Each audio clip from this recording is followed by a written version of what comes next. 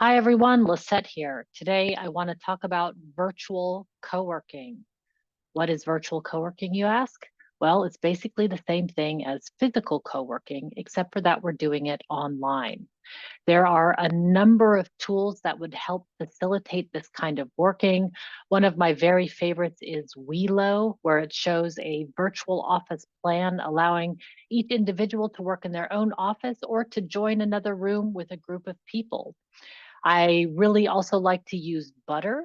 Butter is a great alternative to Zoom and allows you to just feel like you're a little bit more together. Or any tool really works, right? Zoom will work, Google Meets will work, anywhere where you can actually get together and work online. So a virtual co-working, like I said, is just what it sounds like. It's just people getting together and working together. And some of the benefits that it includes is that it feels like people are around because you can physically see where people are on the screen. It actually feels like people are around. So you don't feel like you're alone in your room. A lot of remote workers complain of feeling lonely or a little bit isolated during the day. Working with other people, even when just visually seeing them in your browser, can really feel like a sense of team, a sense of people being around you.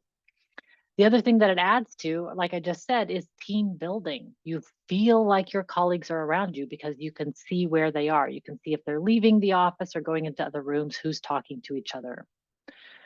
Now, the other thing that virtual co-working does that not many people think about is that it can really increase productivity. Every single virtual co-working session that we host for Collaboration Superpowers, the attendees always come out saying, I am surprised by how much I got done. I'm surprised by how focused I was with the other people around me, right? It's kind of amazing how many distractions there are. And when there's other people around you working, you're definitely more focused yourself.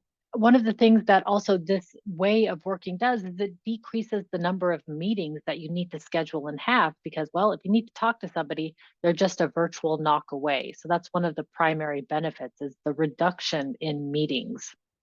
The other thing that virtual co-working does is it increases the amount of serendipity that's possible amongst your remote colleagues, right? Unless you are working in a virtual office, you are never going to accidentally bump into a virtual colleague anywhere unless it's planned serendipity. So with virtual offices, it can actually be accidental who you run into and who you end up having conversations with. An added benefit of virtual co-working is that it's a form of working out loud. Because we can see each other, we can actually see what other people are working on. In some of the virtual co-working places that I've been a part of, they have labeled the room as to the activity in the room. For example, there would be a focused room, and there is a virtual water cooler room, and there's a be right back room, and there's a working on a this report room, right? So there's all kinds of ways that we can show people what we're doing online, and that visibility creates a new form of transparency that is badly missing in the virtual world sometimes. Another primary benefit is that it allows you to work with people from anywhere. No longer are you relegated to just the people who can get to the same office as you. Virtual co-working allows us to open up to any time zone that is available synchronously as the same one that we're working in. So it really broadens the range of colleagues that we have available to us. And it also means that the virtual co-working space can be 24/7, meaning that when one team rolls out for the day, maybe the next team is rolling in and there's a little of overlap time. It can feel surprisingly like a real office. And because we're not commuting, there is a real cost impact both to our wallets and to the environment because we no longer need to commute into a particular place. Now, with virtual co-working comes a few etiquettes to be thinking about.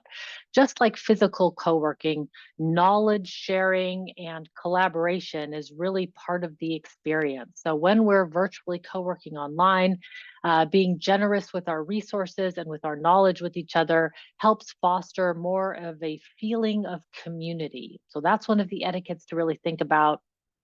The other is that we want to respect privacy and confidentiality. So, no recording, no taking pictures without permission, right? So we want to just make sure that we're respecting the privacy of other people, just as we would in a public space when we're taking pictures or filming other people. And make sure to follow the platform specific rules and guidelines.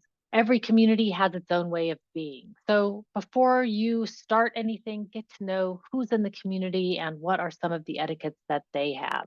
So for example, with the virtual Team Talk community, if people place themselves into a room and labeled it focused, then we respect that they're in a focused room and people don't go in there to interrupt.